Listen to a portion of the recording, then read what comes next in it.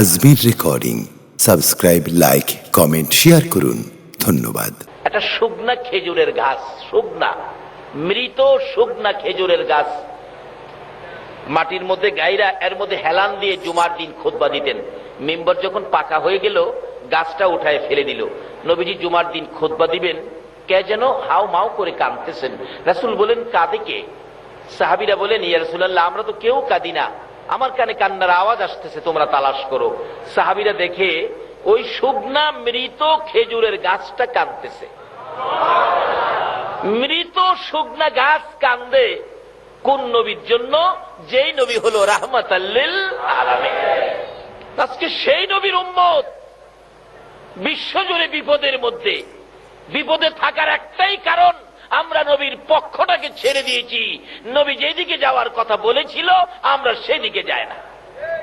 মৃত গাছ কাঁদতেছে, নবীজির সামনে দিলেন, যার নাম উস্তুনে হান্নানা।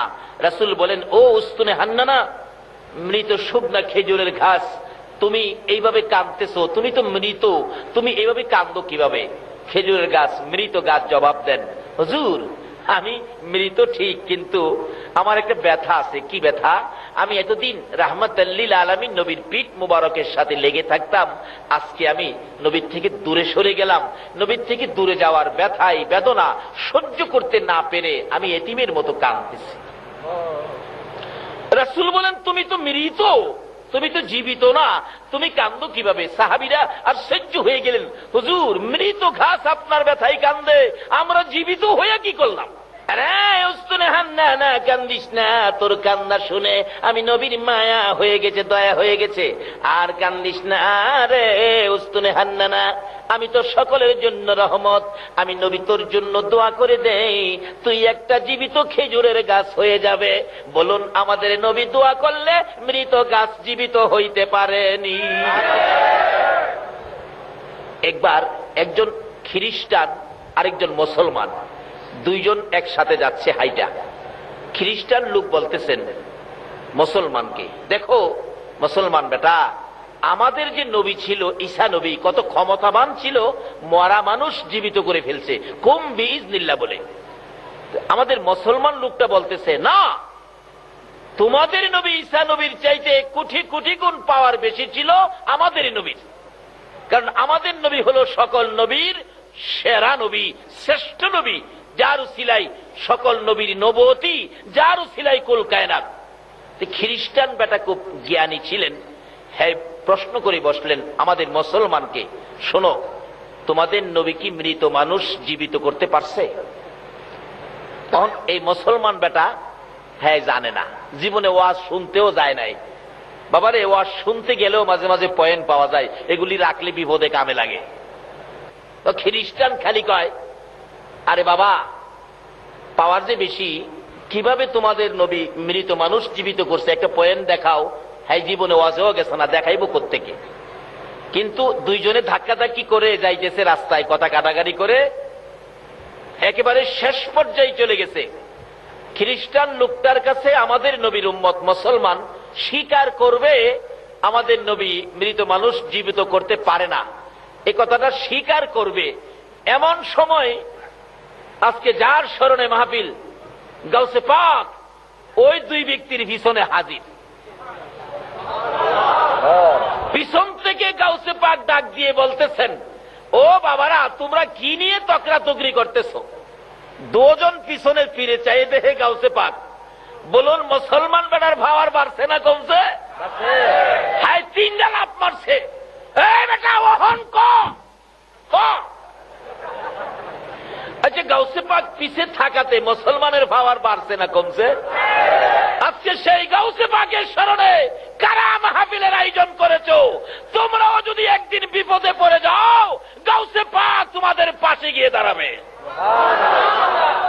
আল্লাহর ওলিদের কিছু ক্ষমতা আসেনি? আল্লাহু আকবার, কি ক্ষমতা যে আছে, সামনে আসতেছে। গাউসে পাক পিছন থেকে ডাক দিলেন, বাবারা, তোমরা দুইজনে কি নিয়ে তকরাতকরি করতেছো? মুসলমান লোকটা কয়, হুজুর, হ্যাঁ কয় আমাদের নবী বলে পাওয়ার নাই, হ্যাঁ নবী বলে পাওয়ার বেশি। কিভাবে? হুজুর, ঈসা নবী মৃত মানুষ জীবিত করতে পারছে। গাউসে পাক বলেন, হ। আমাদের নবী কি মৃত মানুষ জীবিত করতে পারছে? গাউসে পাক কয় হ্যাঁ কয় আমার নবী বলে পারে না। হ্যাঁ তো জানে না, এই জন্য গায়ের জুড়ে খালি যাইতেছে আর কি। পয়েন্টে হাইরা গেছিল, এই বিপদ মুহূর্তে পাশে দাঁড়াইলো কে? বলুন কে? এই সমস্ত ওলিদের পক্ষে থাকা দরকার আছে কিনা? শুধু দুনিয়ার বিপদ না তো, হাসরের বিপদেও দেখবেন আপনার পাশে দাঁড়াবে। গাউসে পাকের মতো একজন ওলি যদি আপনার পক্ষে থাকে, যার পক্ষে আপনারা বসে আছেন, আজকে যদি আপনারা গাউসে পাকের মহব্বতে বসে থাকেন, হাসরে দেখবেন আপনাদের পাশে গাউসে পাক। আচ্ছা, এরকম একজন ওলি যদি আপনাদের পক্ষে থাকে, হাসরের বিপদে কোনো সমস্যা হবে? দুনিয়াতে দেখবেন কোর্ট কাচারিতে বিচার আচার হয়, বলুন বিচারকের সামনে আপনার পক্ষে, মক্কেলের পক্ষে কথা বলে কে? উকিল। কে বলে? এই কোর্ট কাচারিতে, আদালতে, বিচারের কোর্টে কথা বললে উকিল। উকিলরা কিভাবে মক্কেল বাঁচাবে এমন কিছু আইন বই পড়ে পড়ে পয়েন্ট শিখছে না? তারা এই পয়েন্টের বলে মক্কেল বাঁচাইয়া দেয়। দুনিয়ার আইন বই পড়ে উকিলরা যেমন কোর্ট কাছারির থেকে মক্কেল বাঁচাইয়া দেয়, আল্লাহর ওলিরা আল্লাহর ভালোবাসার আইন বই পড়েছে, হাসরের ময়দানে তারাও আপনাদের মতো মক্কেলকে বাঁচাইয়া পার করে দিবে। কিভাবে পার করবে? আল্লাহর কোর্টের মক্কেল হব আমরা, উকিল হবে গাউসে পাক, খাজা বাবা। জোরে জোরে বলুন সুবহান। ওই রকম আল্লাহর ওলিরা হবে উকিল, বিচারক হবেন আল্লাহ। যদি ওই রকম উকিল, ভালো উকিলের পক্ষে থাকেন, কি হইতে পারে বাস্তবে? আসুন, আমাদের এলাকার এক ঘটনা। এখন তো যেই যুগে পড়ছি আমরা, ভালোবাসার যুগ। এক সুন্দরী মেয়ে, বড়লোকের মেয়ে, গরিবের ছেলে, বড়লোকের মেয়ে, গরিবের ছেলে, একটা খুব সুন্দর, লেখাপড়ায় ভালো, তার সাথে ভালোবাসা সম্পর্ক হয়ে ওই বড়লোকের মেয়েটা 50,000 টাকা সহ ছেলেকে নিয়ে কলেজ থেকে উদাও। এই ঘটনা বাংলাদেশে হয় না? হইলে বালা। উদাও নাই, পত্রিকায় লেখে ইমুকের ছেলে, ইমুকের মেয়ে উইরা গেছে। কিন্তু মেয়ের বাবা ছিল বড় শক্তিশালী, কেস করলেন, নারী অপহরণ কেস, অনেক টাকা দিলেন। কিছুদিনের মধ্যে তার মেয়েকে উদ্ধার করে নিয়ে আসলেন, কোর্টে নিয়ে গেলেন, মেয়েকে বুঝাইলেন তুই বলবি তোকে জোর করে নিয়ে গেছে। এখন কেস করে দিলেন, জোর করে নিয়ে গেছে। এমন চাপা চাপছে কেস, পুলিশ খালি ছেলেকে খুঁজে বাড়িতে যায়, তার মা বাবাকে টর্চারিং করতেছে, তোমার ছেলেকে বের করে দাও, না হয় তোমাদের বিচার হবে।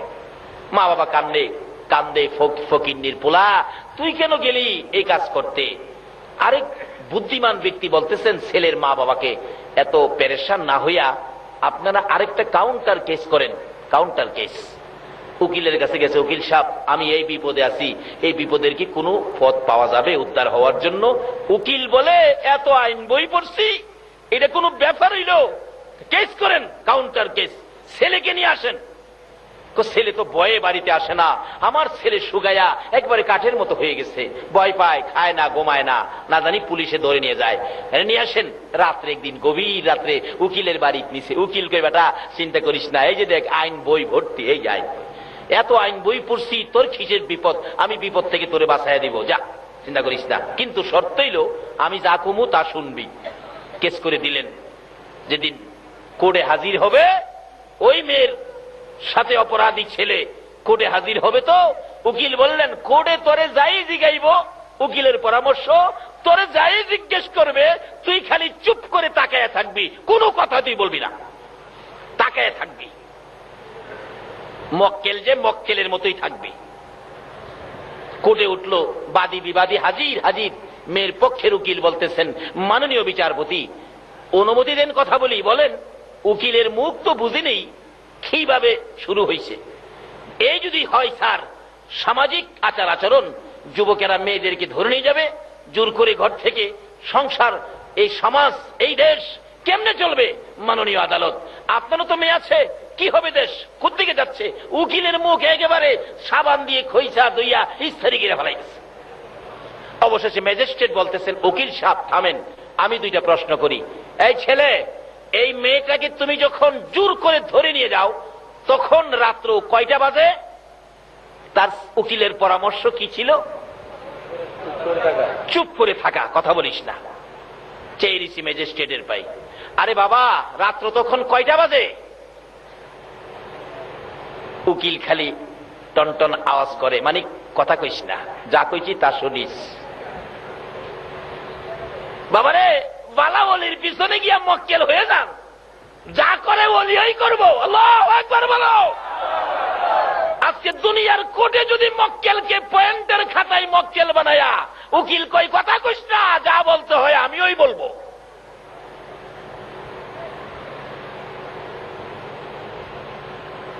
কি ব্যাপার, কথা বলো, বলে না। কথা না বলার পরামর্শ কার? উকিলের। যখন তুমি মেয়েটাকে জোর করে নিয়ে যাও, তোমার সাথে কতজন লোক ছিল? দ্বিতীয় প্রশ্ন। উকিলের পরামর্শ কি? কথা। কি ব্যাপার, দুইটা প্রশ্ন করলাম, একটা কথার জবাব দেয় না, খালি চায় তাই। 3 নাম্বার প্রশ্ন, এই ছেলে তুমি যখন মেয়েটাকে জোর করে ধরে নিয়ে যাও তখন কি কেউ দেখছিল? সাক্ষী আছে কেউ? চেয়েছি ম্যাজিস্ট্রেট জিগায়, উকিল সাহেব 24 বছর চাকরি হলো, এই মক্কেল তো পাইলাম না, এটা করতে নিয়ে আইছেন এই মক্কেল? 3টে প্রশ্ন করলাম, একটার জবাব দিল না, খালি চায় থাকে। তার পক্ষের উকিল বলেন, মাননীয় বিচারপতি অনুমতি দিলে আমি কথা বলি। এবার ছেলে পক্ষের উকিল অনুমতি পাইছে। স্যার এই ছেলেটা এত সুন্দর কথা বলতেন স্যার, মানুষ রেডিও বন্ধ করে তার কথা শুনতো, টিভি বন্ধ করে তার কথা শুনতো, কিন্তু আজকে ছেলেটার দিকে তাকাইলে স্যার মায়া লাগে, চোখে পানি আসে স্যার। এই মেয়েটাকে যেদিন ছেলেটা জোর করে টাইনা বাহির করে, মেয়েটা একটা চিল্লানি মারছিল, চিল্লানিতে তার কানের পর্দা ফাইটা গেছে। এখন কে কি বলে কিছুই শুনে না, শুধু তাকায়া থাকে স্যার। তার কষ্টের কথা আমার কষ্টে, আমার কথার মধ্যে এই কষ্টটা স্যার কি বলবো স্যার, এই দুঃখটা কার কাছে বলবো? ছেলেটার লাইফটা বরবাদ হয়ে গেছে তার চিল্লানিতে। মেয়েটা তো এই পাশে দাঁড়ানো, মেয়েটা বলেন, স্যার আল্লাহর কসম করে বলে আমি চিল্লানি দেই নাই। ছেলে পক্ষের উকিল বলেন, মাননীয় বিচারপতি আপনার পয়েন্টের খাতায় লিখুন, মেয়ে বলেছে চিল্লানি দেয় নাই, আপনার সামনে বলেছে, তাইলে জোর কইরা নেয় নাই। এবার ম্যাজিস্ট্রেট ডাকতেছে, এই কাজী সাহেবকে নিয়ে আসো, কাজী সাহেব। ম্যাজিস্ট্রেটের উপস্থিতিতে কাজী সাহেব এসে বিবাহ হয়ে গেল। বলুন বিপদ বাড়লো না কমলো? এত বড় বিপদ থেকে বাঁচলো কারু সিলাই। আবার এই মেয়ের সাথে বিবাহ হইল কারু সিলাই। হাসরের দিন আমার আল্লাহ যেদিন বিচারক হবেন, আল্লাহু আকবার বলুন, আমরা যেদিন ওই কোর্টের মক্কেল হব গো, আল্লাহর ওলিরা হবে উকিল।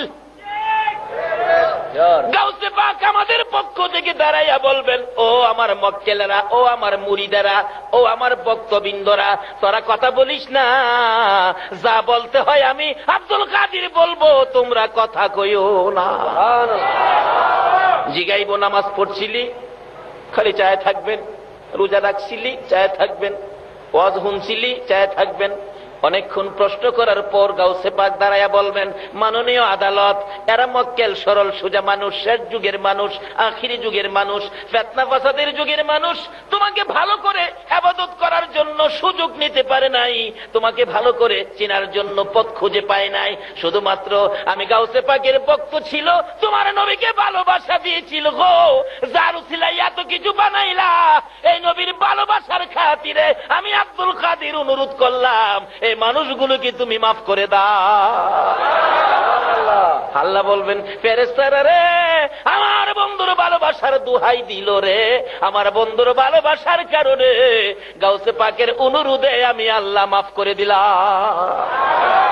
দুনিয়ায় যদি একটা অ্যাডভোকেট আইন বই পড়ে এই কোর্টের এত বড় বিপদ থেকে মাফ করাইয়া ওই কোঠের মধ্যে কাজী ডাক দিয়া বিবাহ পড়ায়া দিতে পারে, আমার আল্লাহ হাসর দিন বলবেন, ও গাউসে পাক তোমরা থাকো উপস্থিত, এই এক একজনের জন্য জান্নাত থেকে 70 জন করে হুর নিয়ে আসো, আমি আল্লাহ উপস্থিতিতে তাদের সাথে বিবাহ পড়ায়া দেব। জোরে বলুন সুবহানাল্লাহ। কিভাবে গেলে এই সুযোগ পাবেন, এই রাস্তাগুলো খুঁজে বের করা আমাদের দরকার আসেনি? বলতেছিলাম এরকম একজন ওলি কারো পক্ষে থাকলে, গাউসে পাকের মতো একজন ওলি পক্ষে থাকলে কোনো সমস্যা হবে না। তাই বলতেছিলাম দুই বেচারা, একজন খ্রিস্টান আরেকজন মুসলমান, দুইজন ধাক্কাধাক্কি করতেছে। খ্রিস্টান বলে আমাদের ঈসা নবীর পাওয়ার বেশি, মৃত মানুষ জীবিত করতে পারে। মুসলমান লোকটা বলে আমার নবীও পারে। কিভাবে পারে দেখাও, কিন্তু সেই পয়েন্ট জানে না। এমনি সময় গাউসে পাক পিছনে, তোমরা কি নিয়ে ধাক্কাধাক্কি করছো? পিছনে চাইয়া দেখে গাউসে পাক খ্রিস্টান বেটার কথা বন্ধ হয়ে গেছে, গেট বাল্ব বন্ধ। মুসলমান বেটা লাফায়, অহন কও কও। গাউসে পাক জিগায় কি ব্যাপার কি? অহন খ্রিস্টান লোকটা কথা না বলে তো পারে না, যেহেতু গাউসে পাক শুনলেন, হুজুর আমি বলছিলাম কি, আমাদের নবী ঈসা নবী তো মৃত মানুষ জীবিত করতে পারতো, আপনার নবী কি মৃত মানুষ জীবিত করতে পারতো? গাউসে পাক বলতেছেন, শোনো, আমাদের নবী মৃত মানুষ জীবিত করতে পারতো কিভাবে শোনো। একদিন তোমাদের 200 খ্রিস্টান, গাউসে পাক ওয়াজ করতেছেন ওই খ্রিস্টান লোকের সামনে, তোমাদের 200 খ্রিস্টান নবীজির কাছে যাইতেছিল মুসলমান হওয়ার জন্য। রাস্তার মধ্যে আবু জাহেলের সাথে দেখা। কোন জাহেল চিনছেন তো? কোন জাহেল? আচ্ছা 200 লোক যদি আমরা নবীর পক্ষে যাই, আবু জাহেলের কাছে শান্তি লাগবো? হ্যাঁ দেখে এত লোক কই যায়, নিশ্চয়ই বাতিজার কাছে যায়। বাবারা আপনারা দাঁড়ান, কই যাবেন? আমরা আখিরি নবীর কাছে যাইতেছি, কালিমা পড়ে মুসলমান হব। আবু জাহেলের তো সমস্ত শরীরে অশান্তি বিরাজ করতেছে, এত লোক বাতিজার পক্ষে চলে যাবে। আচ্ছা আপনারা দাঁড়ান, মুসলমান হয়ে যাবেন, তবে একটা কাজ করেন, বাতিজা সত্য নবী কিনা একটা প্রশ্ন করে বাতিজারে জিগায়ে দেখেন, যদি প্রশ্নের জবাব দিতে পারে তাহলে আপনারা বাতিজার পক্ষে যাইন, না হয় বাতিজার পক্ষে যাইন না। তো ওই খ্রিস্টানরা কয়, চাচা আপনি মুরব্বী মানুষ, দেখা যায় প্রশ্নের খবর ভালো জানেন, তাইলে আপনিই আমরা সাথে লন। এই ওয়াজ গাউসে পাক করতেছে ওই 2 লোকের সামনে, আপনি আমরা সাথে লন। তাকে নিয়ে, আবু জাহেলকে নিয়ে তারা রওনা হয়েছে। আবু জাহেল খুশি, এমন এক প্রশ্ন করব যে প্রশ্নের জবাব বাতিজা দিতে পারবে না। এটা আবু জাহেলের ধারণা। আচ্ছা আপনাদের ধারণা কি, যে কোনো প্রশ্ন হোক আমার নবী কি জবাব দেওয়ার ক্ষমতা রাখে? সেই নবী আমাদের নবী। আমরা দুর্বল নবীর উম্মত নই, যেই নবী না হইলে কোন নবীর নবুয়তি হতো না। যেই নবীর নাম রাহমাতাল লিল আলামিন। আচ্ছা যাইতে যাইতে নবীজির সামনে হাজির। গাউসে পাক এই ওয়াজটা করতেছে 2 জনের সামনে। আবু জাহেল ডাকে, ভাতিজা 200 খ্রিস্টান আসলো তোমার কাছে মুসলমান হওয়ার জন্য, এখন তাদের একটা প্রশ্ন। নবীজি গাই, চাচা প্রশ্ন কি তাদের না তোমার? আরে বাবা যারই হোক একটা প্রশ্ন। কি প্রশ্ন? তাদের নবী ঈসা আলাইহিস সালাম মৃত মানুষ জীবিত করতে পারছে, বাবা তুমি কি মৃত মানুষ জীবিত করতে পারো? আমাদের নবীর জিগাইতেছে আবু জাহেল, পারেনি। যদি পারো তাইলে তারা মুসলমান হবে। নবীজি কয়, চাচা কোন কবর থেকে মৃত মানুষ জীবিত করতাম আমার একটু দেখায় দেন তো, কোন কবর থেকে? এই ওয়াজ করতেছে গাউসে পাক ওই 2 লোকের সামনে। আবু জাহেল কয়, ভাতিজা আসো আসো। যার হাসে মনে মনে কয়, এমন এক কবরের কাছে নিয়ে যামু যার মধ্যে হাড্ডি গুড্ডিও নাই।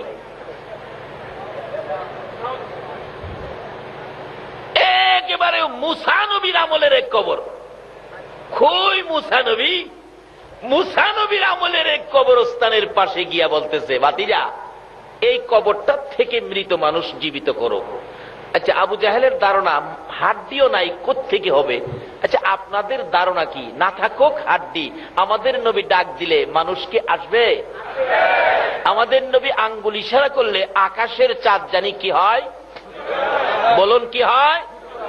আঙ্গুল ইশারাই আকাশের চাঁদ 2 টুকরা হয়। আর এখানে ডাক দিলে কি উঠবে না? আবু জাহেল কয়, এই কবরটার থেকে আমার নবী কবরের পাশে দাঁড়ায় বলতেছেন, এই কবরে তোমরা কে? এই কবরে কে আছো?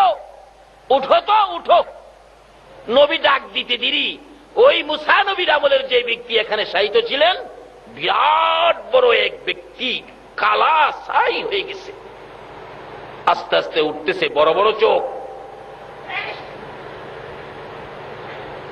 দেখে কমর পর্যন্ত বাহির হলে হাতের মধ্যে 2টা আগুনের করতাল, দাও দাও করতেছে আগুনগুলো। আমার নবী তো দয়ার নবী, ওই মুসা নবীর উম্মতকে দেখে বলতেছেন, বাবা তোমার এত কষ্ট, কি ব্যাপার? ওই লোকটা জবাব দেন, আল্লাহর নবী গো, আমার কপাল ভালো, আমার ভাগ্য ভালো, আপনার সাক্ষাৎ আমি পেয়েছি। হুজুর, আমার বুঝি ভাগ্য খুলে গেছে গো, রাহমাতাল লিল আলামিনের দেখা পেয়েছি। হুজুর, আমি অপরাধী, দুনিয়ার জমিনে করতাল বাজায়া গান গাইতাম, দুনিয়ার জমিনে এই করতাল বাজাইয়া গান গাওয়ার অপরাধে গো, কবরে আসার পর আমাকে আগুনের করতাল হাতে লাগাইয়া দিল। এই আগুনের তাপে আমার সারাটা দেহ পড়তে পড়তে কয়লার মতো ছাই ছাই হয়ে গেছি। হুজুর, আর মানে না, ধৈর্য আর কুলায় না। আমার নবী বলেন, বাবারে তোমার কষ্ট দেখে আমার বড় মায়া হয়ে গেছে। আমাদের নবী হইল গো মায়ার নবী। এ তো মায়ার নবী রে। আবু জাহেল জীবনে কত কষ্ট দিয়েছে গো, আমার নবীরে এমন এক পর্যায়ে নিয়ে গেছিল, একবার গর্ত করে আবু জাহেল চাইছিল গর্তের মধ্যে ফালাইয়া আমার নবীরে জীবনের বিদায় করে দিবে। নাউজুবিল্লাহ বলো। জীবনে যত সুযোগ কষ্টের জন্য ছিল, সকল সুযোগগুলো আবু জাহেল আমার নবীর বেলায় কাজে লাগাইছে। আবু জাহেল একদিন গভীর রজনীতে আমার নবী আবু জাহেলের ঘরের দরজায় রাত্রে 12টা থেকে 12:30টার দিকে আবু জাহেলের ঘরের দরজায় দাঁড়ায়া ডাকতেছে, চাচা চাচা গো, ও চাচা দরজাটা খুলো। আবু জাহেল বলেন, এত রাত্রে এত সুন্দর করে চাচা কইয়া কে ডাকে রে? আমার কলিজা ঠান্ডা করে দিল। আবু জাহেল দরজাটা খুললেন, দরজা খুলে দেখে একটা পূর্ণিমার চাঁদ উদয় হইয়া রইছে। ভাতিজা, তুমি এত রাত্রে কি ব্যথা লইয়া আমাকে ডাকলা? কোন দুঃখে আমার ঘরের দুয়ারে আসলা? আমার নবী 2টা চোখের পানি জর্জর করে ছেড়ে ছেড়ে কান্দে, চাচা গো, আমার মা নাই গো, আমার বাবা নাই গো। আরবের লোকেরা, আরবের যুবকেরা, আরবের ছেলেরা আমারে কষ্ট দেয় গো চাচা। এই বুক ভর্তি ব্যথা লইয়া বিছানায় শুয়ে শুয়ে কান্দি, কার কাছে ব্যথাগুলো বলবো? নাই আমার মা গো, নাই আমার বাবা। চাচা, একটা ব্যথা আপনার কাছে নিয়ে আসছি, আপনি যদি আমার ব্যথাটা শুনে আপনি যদি আমার পক্ষে আসেন গো, আমি নবী বড় খুশি হব গো। চাচা, কি ব্যথা ভাতিজা বলো? চাচা, আপনি যদি কালিমাটা পড়ে আমার পক্ষে আসেন, আমার আর কেউ গালি দিবে না, কেউ কষ্ট দিবে না, দুঃখ দিবে না। নিষ্ঠুর পাষাণ আবু জাহেল বলতেছে, তুমি দাঁড়াও, আমি আসতেছি। আমার নবী অপেক্ষায় আছেন, চাচা বুঝি আসবেন। নিষ্ঠুর পাষাণ আবু জাহেল ঘরের ভিতরে যাইয়া রে লাল রঙের একটা চাবুক বাহির করে হাতটা পিছনে রেখে আমার নবীর সামনে দাঁড়াইয়া আবারও প্রশ্ন করেন, ভাতিজা কেন আসছো আবার বলো? নবী বলেন, চাচা গো, আমার মা নাই গো, বাবা নাই গো, মনে বড় দুঃখ নিয়ে আসলাম, লোকেরা আমারে কষ্ট দেয়, গালি দেয়, ধাক্কা দেয়। তুমি যদি কালিমাটা পরে আমার পক্ষে আসো, আর বুঝি আমারে কেউ ধাক্কা দিবে না। এই কথা বলতে দেরি রে নিষ্ঠুর পাষাণ আবু জাহেল, যে নবীর চেহারায় জীবনে কোনোদিন মশা মাছি বসে নাই, ওই নবীর সুন্দর চেহারায় এত জোরে আঘাত শুরু করে দিল। এক একটা আঘাতে নবীজির চামড়া মুবারক ফাইটা সিটা সিটা রক্ত বাহির হইতেছে। ডান দিকের আঘাত হইলে বাম দিকে চাপায়া, বাম হাতে চাপায়া ধরে, ডান দিকে আঘাতে বাম হাতে ধরে, বাম দিকের আঘাতে ডান হাতে ধরে গো। সমস্ত শরীর রক্তাক্ত হয়ে গেলেন, জামা কাপড় রক্ত মোবারকে লাল লাল হয়ে গেলেন। অবশেষে আরো যখন মারতে চায়, আমার নবী কান্দে, চাচা আর মাইরু না গো, আমার মা নাই, নাই গো চাচা, আমার বাবা নাই। দুইটা হাত বাড়াইলে হাতের উপর আঘাত করতেছিল। মার খাইয়া এতিম নবী, উম্মতের দরদি নবী জমিনে চিত হয়ে পড়ে গেছে, কথাও কয় না, দুইটা চোখে নবী তাকিয়ে আছে। আবু জাহেল বলেন, বাতিজা বলো আর কোনদিন আমার বাড়ির সামনে আসবানি, আমি তোমাকে জীবনের শিক্ষা দিয়ে দিলাম। ফেরেশতারা কান্দে, প্রভু গো, ফেরেশতারা ডাকে, হ্যাঁ প্রভু, তোমার বন্ধুকে এত মায়ের মারলো, তুমি একবার কিছু কইলা না। আমার আল্লাহ বলেন, ফেরেশতারা রে, আমি তাকিয়ে আছি, আমার বন্ধু নিয়ে একবার আমারে ডাক দেয়। আমার নবী এমন মায়ের খাইলেন, কিতাব লেখে বসতে পারে না, দাঁড়াইতেও পারে না, কিভাবে যাবে হুজরাই গো। কোনি দিয়ে কর্নিং করে করে নবী হুজরার দিকে রওনা হলেন। কাছাকাছি যাওয়ার পর মা খাদিজাতুল কুবরা রাদিয়াল্লাহু তাআলা আনহা ডাকে, কই রে আমার প্রাণের রাসূল, কই এখনো আসতেছে না? দরজাটা খুলে দেখে একটা পূর্ণিমার চাঁদ যেন বালুর সাথে গড়াগড়ি করতেছে। দুই কদম দৌড়াইয়া সামনের দিকে যাইয়া খাদিজা ডাকতেছে, তুমি কে গো, বালুর সাথে গড়াগড়ি করো? আমার নবী ডাকে, খাদিজা রে, ও খাদিজা আয় রে, আমার সমস্ত শরীরের চামড়া পাঠাইয়া পালাইছে, ইয়ে তো মায়ের আমারে মারছে রে খাদিজা, আমি নবী হাঁটতে পারি না, দাঁড়াইতে পারি না। আমার আল্লাহ বলেন, বন্ধু এই কালিমাটা লইয়া আবু জাহেলের বাড়ির সামনে যাইয়া এত মার খাইলা গো কালিমাটার জন্য, যাও, আমি নবী, আমি আল্লাহ তোমার সাথে কথা দিলাম গো বন্ধু, আমি আল্লাহ তোমার সাথে ওয়াদা দিলাম, এই কালিমা লইয়া যারা তোমাকে ভালোবাসা দিবে গো, আমি আল্লাহ 10টা পৃথিবীর সমান একটা জান্নাত দান করে দিব। জীবনটা ভরাই আবু জাহেল আমার নবীকে কষ্ট দিয়েছে। এবার প্রশ্ন হলো, মৃত মানুষ জীবিত করত, আবু জাহেলের ধারণা আমাদের নবী পারবে না। আচ্ছা, আপনাদের ধারণা কি নবী পারবে? ডাক দিলেন, সাথে সাথে উঠলেন, বিরাট বড় লোক। নবীজি বলেন, বাবা এই কষ্ট করতেছো, আগুনের করতাল তোমার হাতে, বাবা তুমি একবার পড়ো, মুসা নবীর উম্মত। নবী বলতেছেন, একবার পড়ো লা ইলাহা ইল্লাল্লাহু মুহাম্মাদুর রাসূলুল্লাহ সাল্লাল্লাহু আলাইহি সাল্লাম। এই 200 খ্রিস্টানের সামনে, আবু জাহেলের সামনে এই ঘটনা ঘটাইতেছে নবীজি, আর এই ওয়াজ করতেছে কে? ভুলে গেছেন? এই ওয়াজ কে করতেছে? গাউসে পাক।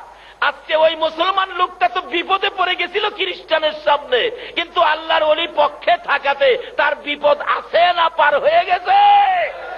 এইরকম একজন ওলির পক্ষে থাকা আমাদের লাভ হবে না লস হবে? কারা সেই ফাতিহা ইয়াজদাহমের আয়োজন করেছেন, কারা সেই পকেটের পয়সা দিয়েছেন, কারা সেই পরিশ্রম করেছেন, আপনাদের সকলগুলো কবুল হয়ে গেছে।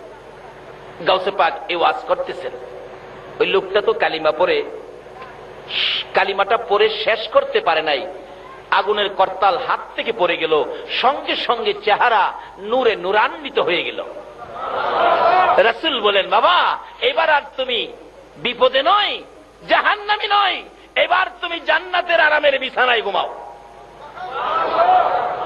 গাউসে পাক এই ওয়াজটা করতেছে। আমাদের নবী এইভাবে মৃত লোককে জীবিত করে গুনাহ মাফ করাইয়া জান্নাতি বানাইয়া শোয়াইছে। আবু জাহেলের এই প্রশ্ন 200 খ্রিস্টানের সামনে। এবার গাউসে পাক বলতেছেন, এই খ্রিস্টান বেটা, অন কি বুঝলি, আমার নবী কি পারে? অন মুসলমান কয়, কি অহন কি? আমার নবী বলে, পারে না, অহন কি? এই অবস্থা থেকে 200 খ্রিস্টান গাউসে পাক ওয়াজ করতেছেন। 200 খ্রিস্টান আমার নবীর হাত ধরে কালিমা পড়ে মুসলমান হয়েছিল। খ্রিস্টান কয়, তাই নাকি হুজুর? হ্যাঁ। এবার গাউসে পাক বলতেছেন, এই শোন খ্রিস্টান বেটা, এটা তো নবীর কথা বললাম, আমি তো সেই নবীর গোলাম, আমি সেই নবীর গোলাম গাউসে পাক, সেই নবীর উম্মত, তো নবী না, নবীর উম্মত। এই খ্রিস্টান বেটা, আমি গাউসে পাককে বল কোন কবর থেকে মানুষ জীবিত করতাম, বল। খ্রিস্টান বেটা কয় কি রে, আমার নবী যা করে নবীর উম্মতে বলে তা করে। আল্লাহু আকবার কর না। ছেড়ে দে নৌকা মাঝি যাব মদিনায়। আরে সব তো মদিনাওয়ালার কাণ্ড। গাউসে পাক ডাকতেছে, আমারে কয় বেটা কোন কবর থেকে জীবিত করতাম। খ্রিস্টান বেটাও কয়, সুযোগ যখন পাইছি এইবার একটা জায়গা কামে লাগাবো। হুজুর আসেন, আসেন। কই যাবো? আহেন না। যাইতে যাইতে যাইতে যাইতে কয়েক গ্রাম পার হইয়া গেছে। হুজুর এই গ্রামে আমার বাড়ি, এই কবরটা এর থেকে একটা মানুষ জীবিত করেন তো। কিন্তু খ্রিস্টান লোকের মার কবর হলো এটা। সুযোগ যখন পাইছি মার সাথেই দেখা করি। আচ্ছা, মার জন্য কি মানুষের মায়া আছে না? মার জন্য যখন মায়া, মার সাথেই দেখা করি। গাউসে পাক ডাকতেছে, তোমার নবী ঈসা নবী জীবিত করতো কুম বিইজনিল্লাহ বলে নবীর পাওয়ার দেখায় গাউসে পাক। আর দেখাবে না কেন? আমার নবী হাদিস শরীফে বলে গেছে, উলামা ও উম্মতি কাআম্বিয়াই বনি ইসরাইল। নবী বলছেন, আমার উম্মতের উলামাগণের মর্যাদা হবে বনি ইসরাইলের সম্মানী পয়গাম্বরদের মতো। গাউসে পাক ডাকতেছে, তোমার নবী যে কথা বলে জীবিত করতেন আমি তাই বলি, কুম বিইজনিল্লাহ, আল্লাহর হুকুমে জিন্দা হও। এই কবরবাসী ওঠো। জীবিত হয়ে তার মা কবর থেকে বাহির হয়ে গেছে। মা চাই রয়েছে পোলার পাই, পোলা চাই রয়েছে মার পায়। মা চাই রয়েছে পোলার পাই, পোলা যে চাইছে আর কথা কয় না। কিছুক্ষণ চাওয়া চাওয়ির পর গাউসে পাক বলতেছেন, হে মা, তোমার জায়গায় তুমি চলে যাও। আবার চলে গেছে। এখন খ্রিস্টান লোক একবার কবর দিকে চায়, আবার গাউসে পাকের দিকে চায়। আরে গাউসে পাকের নাম জপিলে আল্লাহ পাওয়া যায়। বলুন, গাউসে পাকের যাই পাগল, কান্দিস না আর গাছ তলায়, কান্দিস না আর গাছ তলায়, গাউসে পাকের নাম জপিল পাওয়া যায়। হায় রে গাউসে পাকের।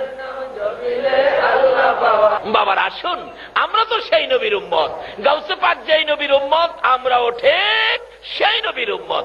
তবে আমরাও কিছু পাওয়ার অর্জন করতে পারি, সেজন্য আজকের মাহফিল। আসুন, গাউসে পাক যে কাজগুলি করছে আমরা যদি সেই কাজ করি, তাহলে কি আমাদের ভাবার কিছুটা বাড়ত না? গাউসে পাক কি করতেন, আমাদের কি করতে হবে? সামনে যাইতেছি, কষ্ট হইতেছে আপনাদের? তবে আগে চিনতে হবে নবীকে। যেই নবীর উম্মত হইলে গাউসে পাক হওয়া যায়। এটা ঈসা নবীর উম্মত নয়, মুসা নবীর উম্মত নয়, আদম নবীর উম্মত নয়। ওই নবীর উম্মত গাউসে পাক হইতে পারে যেই নবীর নাম হলো রাহমাতুল লিল আলামিন। ওই যে আমার আগের কথায় নবীজি বলতেছেন, উস্তুনে হান্নানা, কান্দিস না, আমি নবী তোর জন্য দোয়া করে দেই, তুই একটা জীবিত খেজুরের গাছ হয়ে যাবি। কথাটা খেয়াল আছে? উস্তুনে হান্নানা, মৃত শুকনা খেজুরের গাছ। ও খেজুরের গাছ, তুই কান্দিস না, আমি রাসূল তোর জন্য দোয়া করে দিব, তুই একটা জীবিত খেজুরের গাছ হয়ে যাবি। খেজুরের গাছ, উস্তুনে হান্নানা, মৃত গাছ কয়, হুজুর না না না, এই দোয়া চাই না হুজুর, আপনার দোয়ায় আমি মৃত খেজুরের গাছ জীবিত হতে চাই না। নবী বলেন, না না বলিস না, আমি নবী দোয়া করে দিলে কিয়ামত পর্যন্ত হায়াত পাবি। না না হুজুর, কিয়ামত পর্যন্ত হায়াত চাই না, এ গাছ হতে চাই না, না বলিস না। শোন, তোর মধ্যে 12 মাস খেজুর থাকবে। আমার নবীর দোয়ার মধ্যে বরকত আছে কিনা বলুন? কিন্তু যে নবীর দোয়াই এত বরকত, এই নবী 24টা ঘন্টাই উম্মতি উম্মতি বলে রাসূল কাঁদছে। এখনো সোনার মদিনার রওজা পাকে কানটা লাগাইয়া শুনেন, আমার নবী রওজা পাকে শুয়া শুয়া একটু ঘুমায় না। 24 ঘন্টাই নবী আপনার আমার জন্য কান্দে। যেই নবী উম্মতের জন্য এত কান্দা কান্দে গো, বলুন এই নবীর উম্মত হইতে পারলে চোখের পানির উসিলাই আল্লাহ আমাদেরকে মাফ করে দিতে পারবে কিনা? ডাকতেছে, হুজুর আমি বরকতের খেজুর হতে চায় না। নবীজি বলেন, না না করিস না, কিয়ামত পর্যন্ত তোর মধ্যে খেজুর থাকবে, এত বরকতের খেজুর হবে আমি নবীর দোয়ায়। সমস্ত পৃথিবীর উম্মতেরা তোর গাছের খেজুর নিয়ে খাবে, কিন্তু খায়া তাদের পেট ভরে যাবে, কিন্তু তোর খেজুর শেষ হবে না। আচ্ছা, নবীর দোয়ার মধ্যে এই কিসিমের বরকত আসেনি? এই জন্য তো নবী রাহমাতাল লিল আলামিন। বলতেছিলাম উস্তুনে হান্নানা ডাকতেছে, হুজুর চাই না সেই দোয়া কিয়ামত পর্যন্ত হায়াত পাইয়া গো, সমস্ত পৃথিবীর মানুষকে খেজুর খাওয়ানোর জন্য। তাহলে তুমি কি দোয়া চাও, কি চাও বলো? উস্তুনে হান্নানা মৃত খেজুরের গাছ বলেন, ইয়া রাসূলুল্লাহ আপনি নবী যেই জান্নাতে থাকবেন গো, যে জান্নাতের বিছানায় আপনি নবী ঘুমাইবেন গো, আমি উস্তুনে হান্নানা মৃত খেজুরের গাছ, সেই বিছানার পাশে একটা খেজুরের গাছ হইয়া আমি সব সময় আপনি নবীকে দেখতে চাই। রাহমাতাল লিল আলামিন নবীকে গাছ গাছরাই চিনে গো, উম্মত হইয়া নবী চিনলাম না। পশু পাখিরা চিনে, জঙ্গলার হরিণে চিনে। আল্লাহু আকবার বলো। যারা নবীকে চিনে নবীর পক্ষ তারা ধরে, যারা নবীরে চিনে তারা নবীরে কিনে।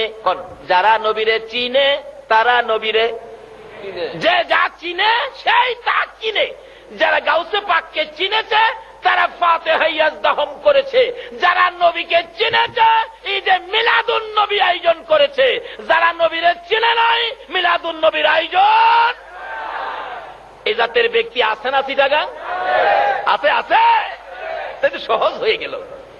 নবীর চাচা আব্বাসের জীবনী খুললে পাবেন, নবীজি দুনিয়াতে আসছে, রাহমাতাল লিল আলামিন দুনিয়াতে আসছে, খবর পায়া নবীর আপন চাচা ছিলেন আব্বাস, কিন্তু সুযোগ পাইতেছে না, সময় পাইতেছে না, কিভাবে যাব ভাতিজারে দেখার জন্য। 3 দিন পরে রাত্রের বেলা সুযোগ করে 3 দিন পরে দেখতে গেছে ভাতিজাকে। রাত্রে নিরিবিলি যাইয়া দরজাটার কাছে দাঁড়াইয়া দেখে নবী যে ঘরে ছিলেন, শিশু নবী, একটা পূর্ণিমার চাঁদ যেন ঘরের ভিতরে ঢুকে গেছে। আরে কি আশ্চর্য, জেনারেটর নাই, বিদ্যুৎ নাই, এত আলো কিসের? আব্বাস বলেন তাকাইয়া রইলাম ঘরের দরজার ফাঁকে দিয়ে, তাকাইয়া দেখি এ তো আকাশের চাঁদ না, এই দিয়ে আমার ভাতিজা। আব্বাস অনেকক্ষণ তাকাইয়া দেখে, লক্ষ্য করে দেখে যে দোলনাটার মধ্যে শিশু নবী শোয়া ছিলেন, মানুষ ছাড়াই দোলনাটা এইভাবে দুলতেছে, মানুষ নাই, দোলনা লড়ে। হাই আশ্চর্য, তাহলে তো আমার এই বাতিজা সাধারণ কোনো মানুষ নয়। চিনা ফেলাইছে কিন্তু, সাধারণ মানুষ এই বাতিজা হইতে পারে না। দেখি আরো কি কাণ্ড কারখানা ঘটে। আবার দেখে 3 দিনের শিশু নবী দোলনায় শুয়ে এই আঙ্গুল ইশারা করে আকাশের পূর্ণিমার চাঁদটাকে এভাবে আঙ্গুল দিয়ে ঘুরাইতেছে। সুবহানাল্লাহ, আসতে গেলেন? আব্বাস কয়, হায় হায়, এই বাতিজা সাধারণ মানুষ না, টার্গেট করছে এই বাতিজার পক্ষে যাবে। সেই টার্গেটে বুঝি আপনারাও সে নবীর পক্ষে বসে আছেন। টার্গেট, জীবনে কোনদিন বাতিজার পক্ষে যাব, চিনালাইছি। যেদিন আব্বাস কালিমা পড়ে মুসলমান হয়েছিলেন, প্রথম প্রশ্ন করে, বাবা আমি তোমার পক্ষে আসার জন্য কোন দিন থেকে টার্গেট করেছি? কোন দিন? ছোটকালে তোমাকে দেখতে গিয়েছিলাম, 2টা কারখানা, কাণ্ড কারখানা দেখেছি। বাবা এই ঘটনাগুলো আমি জানতে চাই, ওদিন থেকে টার্গেট তোমার পক্ষে যাব। আজকে মনের কথাটা বলি। চাচা কি? বাবা গো, আমি তোমাকে 3 দিনের দিন রাত্রের বেলা দেখতে গিয়েছিলাম, যাইয়া দেখি যে দোলনাটার মধ্যে শোয়া ছিলা, মানুষ ছাড়াই দোলনাটা এইভাবে দুলতেছে। আমি জানতে চাই বাবা, মানুষ ছাড়া দোলনা কিভাবে ধুলে? আমার নবী চোখের পানি ছেড়ে দিলেন। চাচা গো, আমার দুঃখের কথা মনে করে দিয়েছেন। দুনিয়ার সাধারণ শিশুরা জন্মগ্রহণ করলে তুলনার মধ্যে শুয়াইয়া রাখে, মা দোলনা দুলাই, মা যদি কাছে না থাকে বাবা দোলনা দুলাই। চাচা আমাকে দোলনায় শুয়াইয়া মা দোলনায় ধাক্কা দিয়ে কোন কাজের জন্য বাহিরে গেলে আমার দোলনাটা যখন আস্তে আস্তে থামতে শুরু করত, আমি নবী বাম দিকে তাকাইতাম, ডান দিকে তাকাইতাম, আমার বাবা কই, আমার দোলনা দুলাবে কে? এমনি সময় আমার আল্লাহ রহমতের ফেরেশতাকে নির্দেশ করতেন, ফেরেশতারা রে নাই রে আমার নবীর বাবা নাই, আমার নবী এতিম, বাবা হারা হইয়া দুলনায় শুয়ে থাকবে, দুলনা থেমে যাবে, আমি আল্লাহ সহ্য করতে পারি না। যারে রহমতের ফেরেশতারা তোরা যাইয়া আমার এতিম নবীর দুলনা দুলাইতে থাকো। চাচা রহমতের ফেরেশতারা দুলনা দুলাইছে, বলুন চট্টগ্রামের কারো দুলনা ফেরেশতারা দুলাইছে? কোন নবীর দুলনা ফেরেশতারা দুলাইতো? যেই নবী হলো রাহমাতাল লিল আলামিন। সেই নবীকে চিনানোর জন্য আমার আল্লাহ কত সিস্টেম করেছে। বাবারে আগে নবী চিনেন তারপরে নামাজে যান, আগে নবী চিনেন তারপরে টুপি লাগান, আগে নবী চিনেন তারপরে দাড়ি রাখেন, কাজ হবে। নবী চিনেন না, দাড়ির কোনো দাম আছে? আছে? নবী চিনেন না, টুপির কোনো দাম? নবী মানেন না, নামাজের কোনো মূল্য নাই। আগে নবী চিনেন নামাজে যান, কত মজা। নবী চিনে যারা নামাজে গেছে সাহাবীদের জীবনী খুলুন, যারা নবী চিনে নামাজে দাঁড়াইছে, আল্লাহু আকবার, নামাজ পড়তেছে নবী চিনে, ও নবী চিনে, নবীর মহব্বত নিয়ে নামাজে দাঁড়াইছে। উড়ন্ত পাখিগুলি এসে কাদের মধ্যে বসে, মাথার মধ্যে বসে, কোন কোন পাখি মাথায় বসে পায়খানা করে দিছে। এটা কি মানুষ না কোনো গাছের খুঁটি? পাখিরা টের পায় না। কি নামাজ পড়ছে তারা, আর আমরা নামাজে দাঁড়াই। নবীর সাথে সম্পর্ক ভালো না, নামাজে দাঁড়াইছে, দেখবেন মশাই কামড় দিলে থাপ্পড় মাইরা চিল্লানি মারে, নামাজ পড়ার ডক নাই। নামাজও থাকেই কয় নামাজ পড়ার বলে ডক নাই। নবী চিনেছে যারা, তারা ছিল নামাজে খাড়া। আল্লাহু আকবার কর। আলী যুদ্ধের ময়দানে পায়ের মধ্যে তীর লেগে গেছে, হাড্ডি সেট করে এদিক দিয়ে তীর ভেরিয়ে গেছে, মাগো মাগো কইয়া কান্দে। নবীজির কাছে গেলেন, নবী গো হযরতে আলীর পায়ে তীর লেগেছে, হাড্ডির ভিতরে তীর ঢুকে গেল, খোলা যায় না।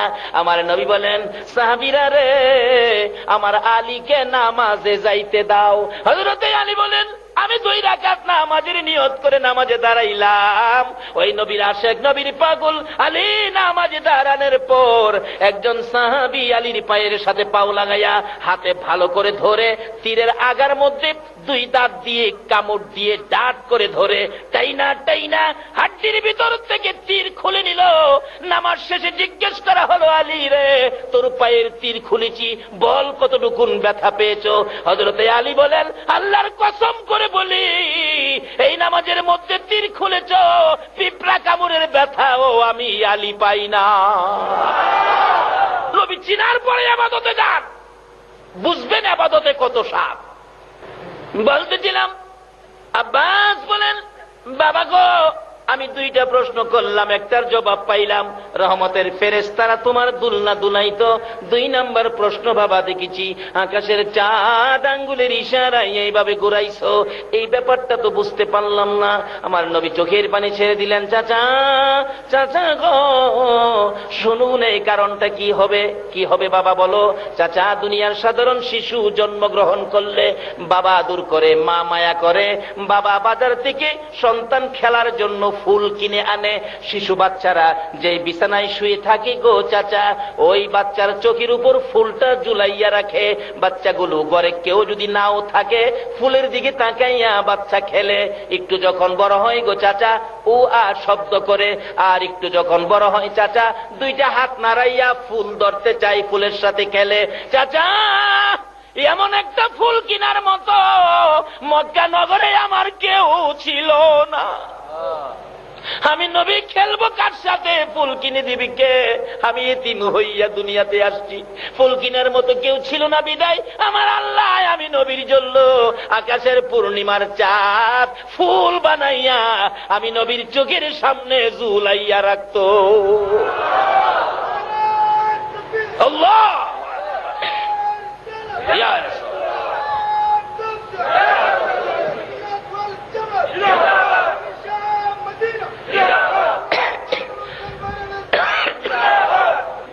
এবার এই নবীর উম্মত হইতে গেলে কোরআন শরীফে আরো কি বলেছে? এই নবীর উম্মতের উদ্দেশ্যে রাহমাতাল লিল আলামিন নবীর উম্মতের জন্য আরো ঘোষণা আসছে কোরআন শরীফে, কুল্লু নাফসিন যায়িকাতুল মাউত, সকল প্রাণী একদিন মৃত্যুর কুলে ঢলে পড়তে হবে। বলুন, আমরা আখিরি নবীর উম্মত, আমাদের কি মৃত্যুর কুলে ঢলে পড়তে হবে? আমাদের কি মরতে হবে? আচ্ছা, মরার পরে কই যাবেন? কই যাবেন? হে দেশটার নাম কি? এটা কি মরার পরে আপনার মহরাত থেকে আনোয়ারা যাবেন? মরার পরে কোন দেশে যাবেন? আচ্ছা, কবরে যে যাবেন, কবরের রিপোর্ট নিছেন নি? কবরের অবস্থা কি? কবরে যে যাইবেন, কবরের খবর তো নিলেন না। নবীর উম্মত নবীরে জিগাই, নবী গো কবরের খবর কি? নবী যদি বলে কবরের খবর, আপনারা মানতেন না?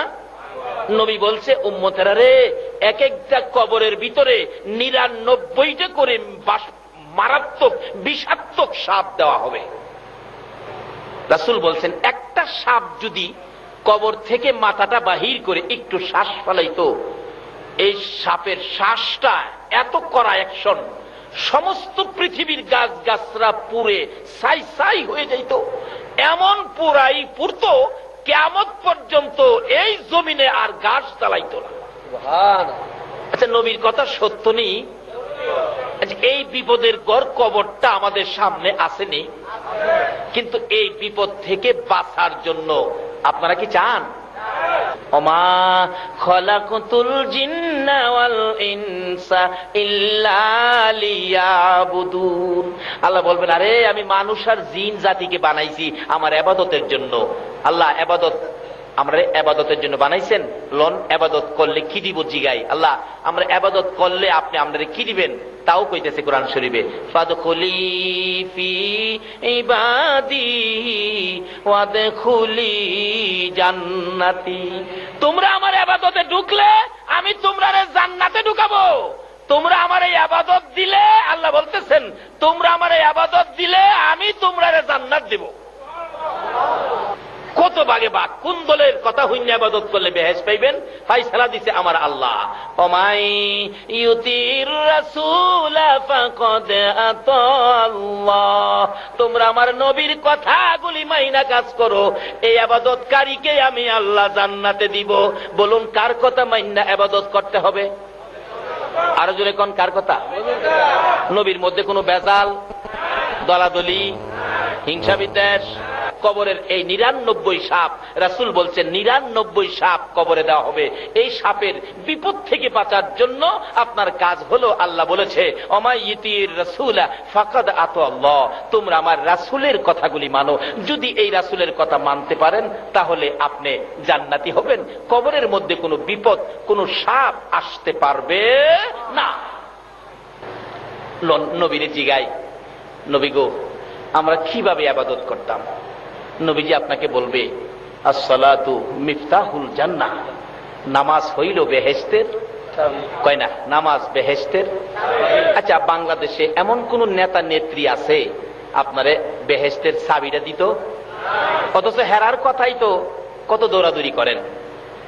আল্লাহ পাক শান্তির ভান্ডার বানিয়ে, শান্তির সাগর বানিয়ে পাঠাইলেন যেই নবীকে, এই নবী হলো রাহমাতাল লিল আলামিন। এই নবীর কথা মানেন, শান্তি পাবেন, রহমত পাবেন, সাহায্য পাবেন, বরকত পাবেন। আল্লাহু আকবার বলুন। এই নবীর পক্ষের এক ব্যক্তি কিতাবে আসছে, যার নাম হলো খালিদ বিন ওলীদ। একবার এক জালিম বাদশাহ এই নবীর বিরুদ্ধে যুদ্ধের ময়দানে সৈন্য প্রেরণ করলেন 60,000। বলুন, কয় হাজার? জালিম বাদশাহ নবীজির বিরুদ্ধে সৈন্য পাঠাইলেন, মোতায়েন করলেন 60,000। আমার নবী বলতেছেন, এই 60,000 সৈন্যের মোকাবেলা আমি নবী একজন পাঠাইতে চাই। 60,000-এর মোকাবেলা কে যাবে? একজন দাঁড়াইছে, হুজুর আমি যাব। রাসূল বলেন, তুমি তুমি তুমি তুমি না, তুমি বসো। আরেকজন দাঁড়াইছে, হুজুর আমি যাব। 60,000-এর মোকাবেলায় যাইব একজন। রাসূল বলেন, তুমি তুমি না, তুমি বসো। আরেকজন দাঁড়াইছে, যার নাম খালিদ বিন ওলীদ, তরবারিটা হাতে দাঁড়াইছে। ইয়া রাসূলুল্লাহ, আমি যাব। রাসূল বলেন, খালিদ ঠিক আছে। আমার নবী বলেন, খালিদ রে ৬০,০০০-এর মোকাবেলায় তরবারি লইয়া একা যাবি, সাহস কোত্থেকে পাইলি? খালিদ বিন ওলীদ বলেন, ইয়া রাসূলুল্লাহ, যেদিন পড়েছি লা ইলাহা ইল্লাল্লাহ মুহাম্মাদুর রাসূলুল্লাহ, এদিন থেকে খালিদ বিন ওলীদ ৬০,০০০ কেন ৬০ লক্ষের মোকাবেলায় যুদ্ধে যাইতে খালিদের বুকে কোনো ভয় আসে না। হুজুর আমি যাব, আমি যে যুদ্ধের সেনাপতি ছিলেন হযরত উবাইদা ইবনে জাররাহ রাদিয়াল্লাহু তাআলা। উবাইদা ইবনে জাররাহ বলে, নবী গো, একবারে খালিদকে একা না দিয়ে ৬০,০০০ তো ১০০০ পিছে একজন, আর ৫৯ জন দেন, মোট ৬০ জন দেন, ১০০০ পিছে একজন। এই নবীর উম্মত ১০০০ পিছে একজন হইলেও খবর আছে, চিনলেন না তো নবীরে। আচ্ছা, ১০০০ পিছে একজন, ৬০ জন পাঠাইলেন ৬০,০০০-এর মোকাবেলা। খালিদ বিন ওলীদের হাতে তরবারি, আগে যাচ্ছে, ময়দানে দাঁড়াইছে। ওই জালিম বাদশার পক্ষে সৈন্যরা কয়, এ খালিদ, কেন আইছো? ৬০,০০০-এর সামনে ৬০ জন, সালাদ বানাইলাম। খালিদ বিন ওলীদ কয়, কে কারে সালাদ বানাই? শুরু হোক, টের পাবি। বলুন, খালিদের পক্ষে আছে কে? আল্লাহ। আর আছে কে? আল্লাহু আকবার বলুন। যার পক্ষে আল্লাহ, আল্লাহ রাসূল আছে, তার কি কোনো ভয় আছে? যুদ্ধ শুরু হবে। খালিদ বিন ওলীদ আকাশের দিকে তরবারিটা উড়াইয়া একটা ডাক দিয়েছিলেন, নারে তাকবীর, ইয়া রাসূলুল্লাহ বলে আক্রমণ শুরু করলো। একসাথে ৬০,০০০ খতম। দুই চারটা যাও কিছু আসিল, দৌড়ে বাদশার কাছে গেছে। বাদশা, এক খালিদ বিন ওলীদ ৬০,০০০ হতে এলিছে, ময়দানে যাওয়া সম্ভব না। আর কয় লাখ ফাটাইবেন? হতে এলিব কস কি ৬০,০০০ একজনে করে? একজন তো দেখতে একজন, দেখলাম আকাশের দিকে তরবারি উড়াইছে আর মারছে, দেখি এই তরবারির সাথে আকাশ থেকে ১০০০ তরবারি মারতেছে। এই তরবারি কার পক্ষে আসবে? যার কাছে আছে মুহাম্মাদুর রাসূল। এই নবীর পক্ষ ছাড়া আকাশের সাহায্য কাউকে দেওয়া হয় না। খালিদ বিন ওলীদ, রক্ত ঝরতেছে তরবারি। বাদশা খবর পায়, কই করলি কি? এক ব্যক্তি ৬০,০০০ হুতাইছে, হ্যাঁ তো দেখা দরকার, খবর দাও। বাদশা খালিদ বিন ওলীদকে দেখতে চাইছে। একজন কানে কানে বলছে, কাঁপতাছে ভয়ে, আমার মায়ের নাম এটা খবর নিয়েছি। কি খবর? যে বাদশা নির্দেশ দিছে যুদ্ধের, বাদশা কইছে আপনারা যাইতেন দেখবার লেগা, তাই নাকি? হ্যাঁ। উবাইদা ইবনে জাররাহ, এই খালিদের সাথে কি কথা? আমার সাথে বলো, আমি সেনাপতি। কি? বাদশা দেখতো খালিদ বিন ওলীদকে। সেনাপতি কয়, হ্যাঁ, নিয়া মাইরা লাইতা। খালিদ বিন ওলীদ কো, স্যার ভয় পায়েন না স্যার, খালিদের এখনো তরবারি রক্তে শুকায় নাই। এই তরবারি হাতে থাকতে, আল্লাহ আল্লাহ রাসূল পক্ষে থাকতে, কেউ খালিদকে ক্ষতি করতে পারবে না। অনুমতি দেন, আমি যাই। যাও খালিদ, যাও। যায় দেখে বাদশার বাড়ির কাছে ৩ লক্ষ সৈন্য মোতায়েন করেছে। ৩ লক্ষ সৈন্যের মাঝখান দিয়া বাদশার কাছে যাওয়ার রাস্তা রাখছে। রাস্তাগুলো তরবারি দিয়ে গেট বানাইছে, 2টা তরবারি, 2 দিকে সৈন্যরা এভাবে দিছে, মাঝখানে গেট, অর্থাৎ ভিতরে ঢুকলেই কাইটা লইবি। খালিদ বিন ওলীদ গেছে ভিতরে, ঢুকবো, দেখে যেইভাবে গেটটা বানাইছে মাথাটা একটু নত করে ঢুকতে হয়। খালিদ ডাকতেছে, তোমরা গেটটা একটু উঁচু করো, উঁচু করো, কারণ খালিদ বিন ওলীদ আখিরি নবীর উম্মত, আল্লাহ ছাড়া কারো কাছে মাথা নত করে না। কই না, এখানে ঢুকতে হবে, এইভাবেই ঢুকতে হবে। খালিদ বিন ওলীদ লাত্তি শুরু করছে, ১-২ লাইতে হুতে এলেছে, বাকি চিলা চিলি করে দৌড়ছে। বাদশা সুবিধা তো না, লাইতে হুতে এলেছি ১৫০। এবার যাইতেছে, যে বাদশার কাছে যাইতে 3টা গেট পার হইতে হয়। তরবারিটা হাতে, রক্ত পড়তেছে টপ টপ করে। প্রথম গেটে গেছে, দারোয়ান জিগায় কাকে চায়?